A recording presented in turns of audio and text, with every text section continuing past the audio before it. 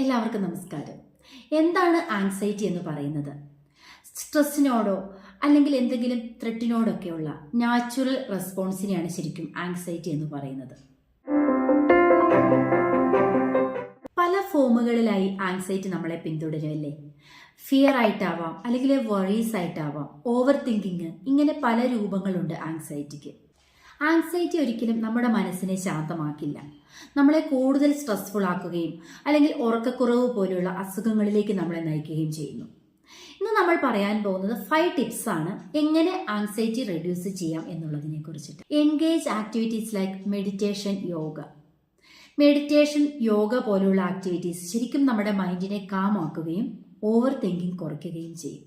Regular workouts, it help to produce endorphin.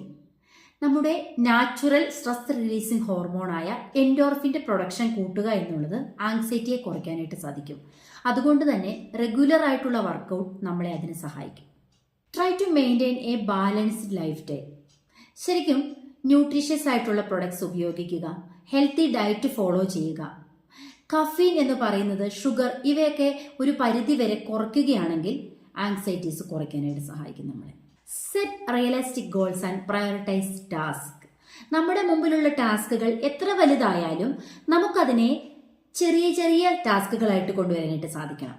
അതായത് ഒരു വലിയ പ്രൊജക്റ്റ് ആണെങ്കിൽ അതിനെ ഡിവൈഡ് ചെയ്തിട്ട് ഓരോ ദിവസവും ഇത്ര വിധമാണ് ചെയ്യുക. ആ ഒരു രീതിയിൽ നമ്മുടെ മുമ്പിൽ എന്ത് ടാസ്ക് ആയാലും നമുക്കതിനെ ഡിവൈഡ് ചെയ്തിട്ട് അത് ചെയ്ത് തീർക്കാൻ സാധിക്കും. അതോടൊപ്പം നോ പറയാനും പഠിക്കുക. ഓവർലോഡ് ആയിട്ടുള്ള വർക്കുകൾ വരുമ്പോൾ പലപ്പോഴും അതിനോട് പറയുന്ന ഒരു നോ നമ്മുടെ ആങ്സൈറ്റിയെ കുറയ്ക്കാനും ഹെൽത്തി ലൈഫ് സ്റ്റൈൽ നമുക്ക് ഫോളോ ചെയ്യാനും സഹായിക്കും. ടേക്ക് ഇറ്റ് ഔട്ട് എന്നുള്ളതാണ്.